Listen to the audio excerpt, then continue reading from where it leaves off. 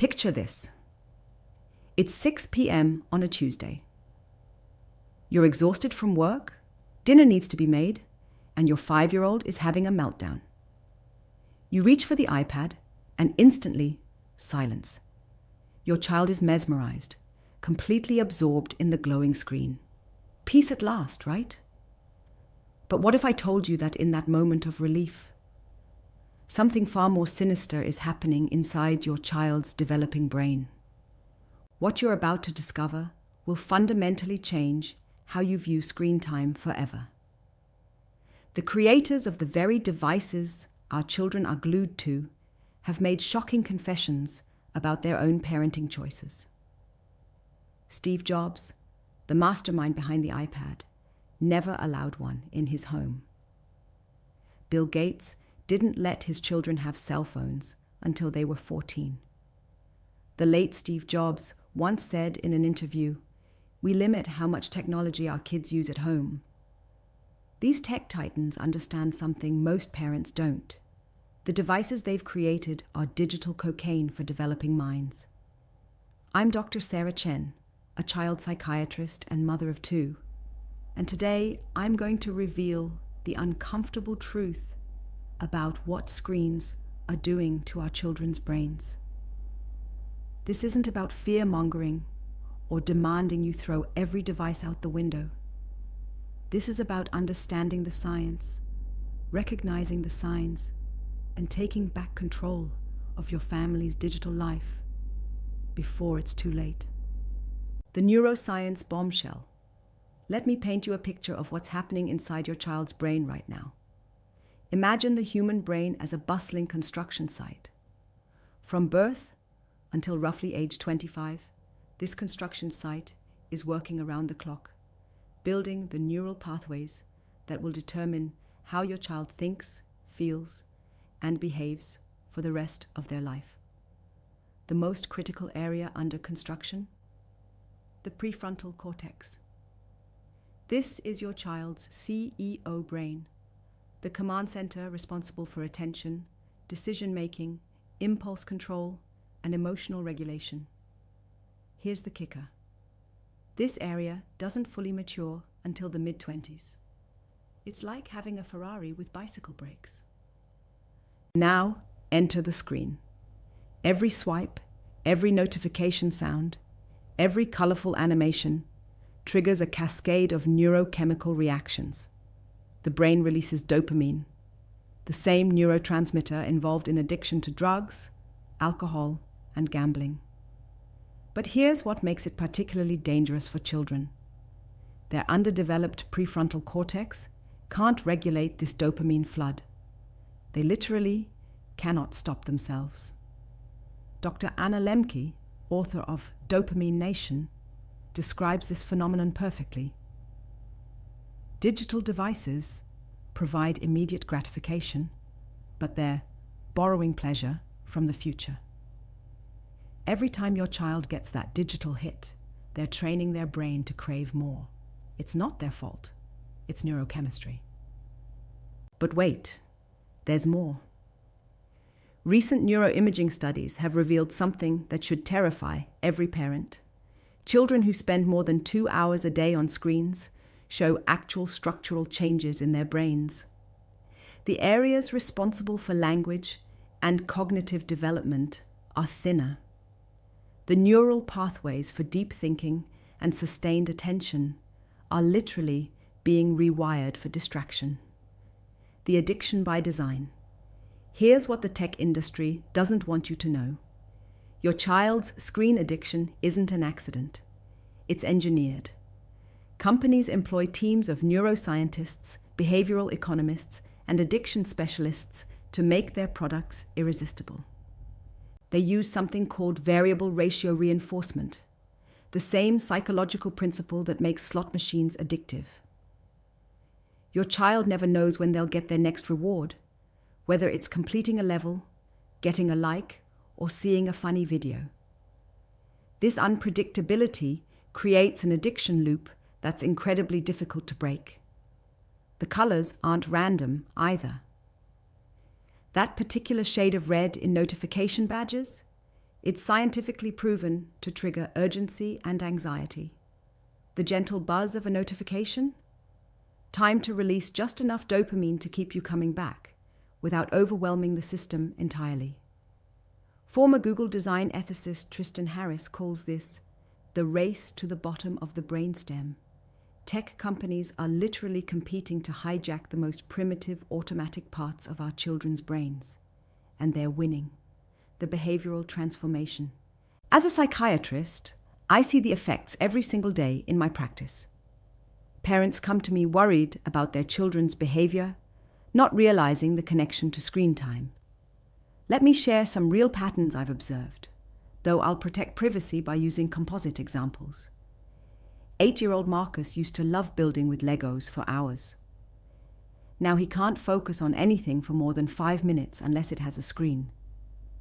His mother describes him as constantly seeking the next thing. He's not defiant or troubled. His brain has simply been rewired for instant gratification.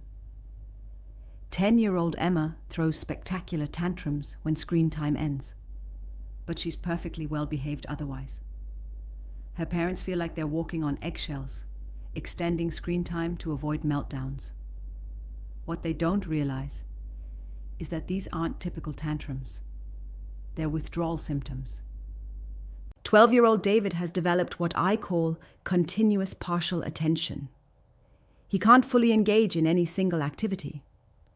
During conversations, his eyes dart around, looking for the next stimulation. His parents worry he has ADHD, but his attention problems only exist in non-digital environments. These aren't isolated cases. We're seeing epidemic levels of attention problems, anxiety, depression, and behavioral issues in children. The American Academy of Pediatrics reports that children today spend an average of 7 hours a day on screens. 7 hours. That's more time than they spend sleeping, going to school, or interacting with family combined. The academic apocalypse teachers across America are sounding the alarm. Lisa Rodriguez, a third-grade teacher with 20 years of experience, told me, "I've never seen anything like it.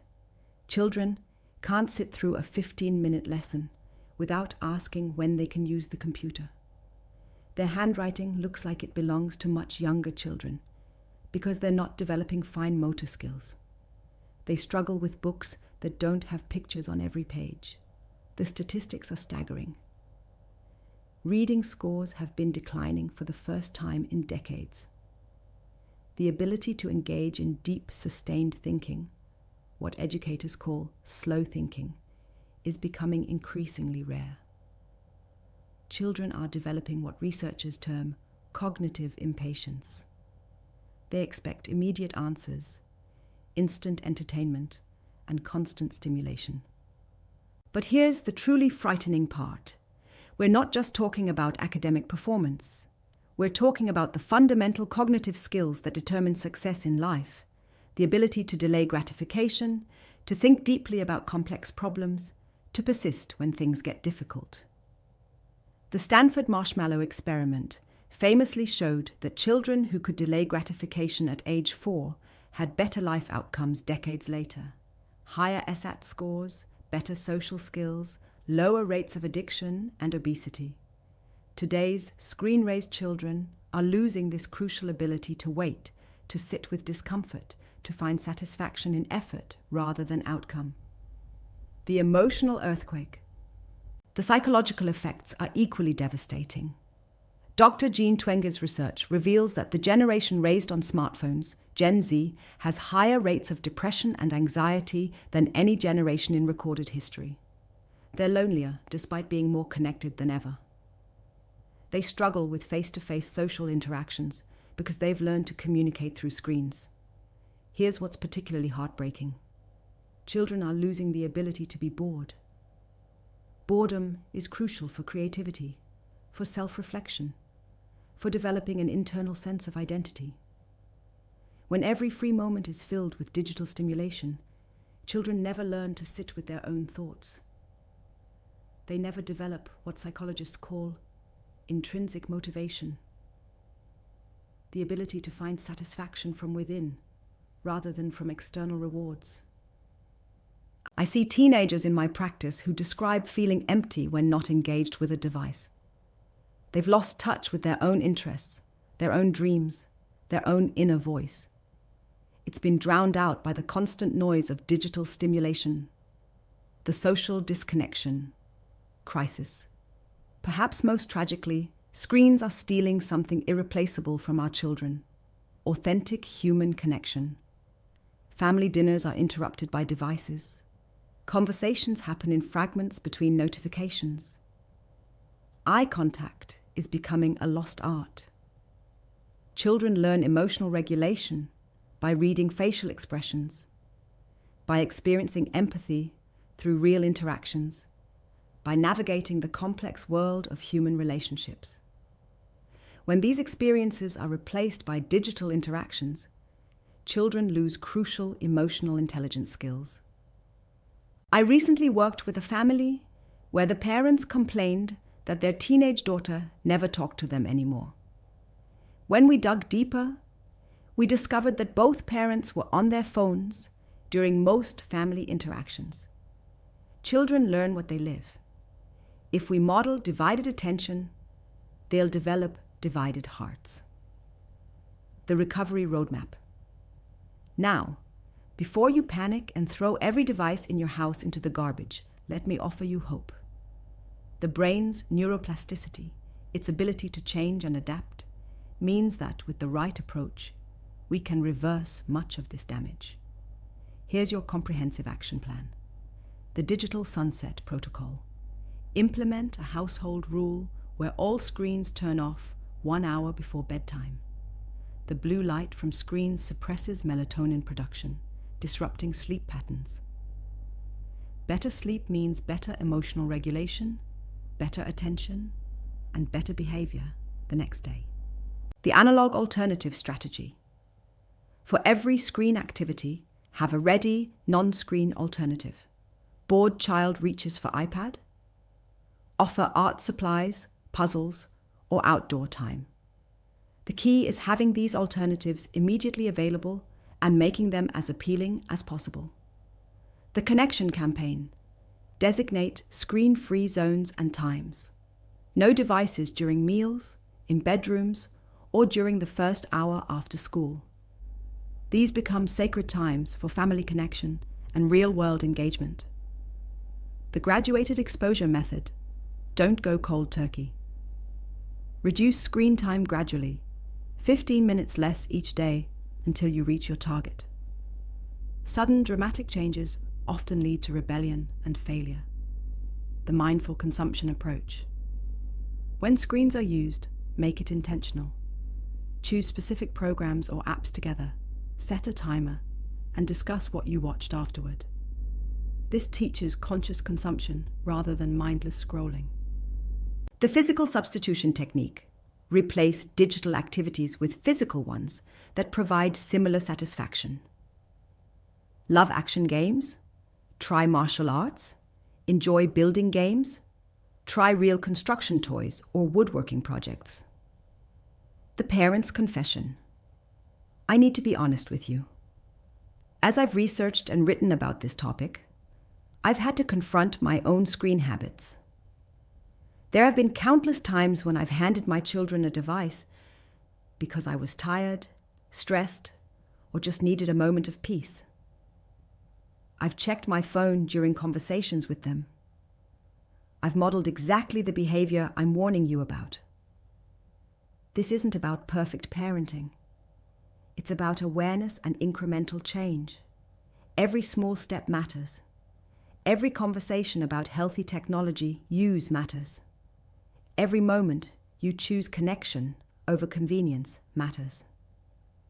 The guilt many parents feel about screen time is real and valid. We live in a world that seems designed to make conscious parenting nearly impossible. We're exhausted, overwhelmed, and constantly pulled in different directions. Screens offer immediate relief, and using them doesn't make you a bad parent. But now that you know what you know, you can't unknow it. You can't pretend that unlimited screen time is harmless. You have the power and the responsibility to make different choices. The transformation timeline. Here's what you can realistically expect when you begin implementing these changes. Week 1 to 2, resistance and regression. Your children will push back. They may have emotional meltdowns. This is normal. It's digital detox. Stay consistent. Week 3 to 4, small improvements in sleep, attention, and behavior. You might notice your child engaging in activities they previously ignored. Month 2, significant improvements in family interactions, creativity, and emotional regulation. Your child begins rediscovering non-digital interests. Month 3 and beyond, long-term benefits emerge. Better academic performance, improved social skills, increased emotional resilience, and stronger family bonds. Remember, you're not just changing screen habits. You're literally rewiring your child's brain for success, happiness, and authentic connection. The future we're creating. The choices we make today about our children's screen time will determine the adults they become. We have the opportunity to raise a generation that uses technology as a tool rather than being used by it. A generation that can focus deeply, think critically, and connect authentically. Yes, technology will be part of their future, but so will their ability to be present, to be patient, to find joy in simple pleasures, to connect with others on a meaningful level. These skills, the uniquely human skills, will be their greatest advantages in an increasingly digital world. Every time you choose to limit screen time, you're choosing your child's future. Every time you offer a real-world alternative, you're building their resilience. Every time you prioritize connection over convenience, you're showing them what really matters. The tech giants may have designed their products to be irresistible, but we have something more powerful. The love and determination of parents who want the best for their children. We have the knowledge to make informed choices and the courage to swim against the digital current. Your children don't need the latest device or unlimited screen access. They need you, your attention, your guidance, and your commitment to their authentic development. In a world of artificial intelligence and virtual reality, the most valuable gift you can give your children is a deep connection to the real world and to themselves. The future belongs to those who can think deeply, love fully, and stay present in an age of distraction. Help your children become those people. Their future selves will thank you.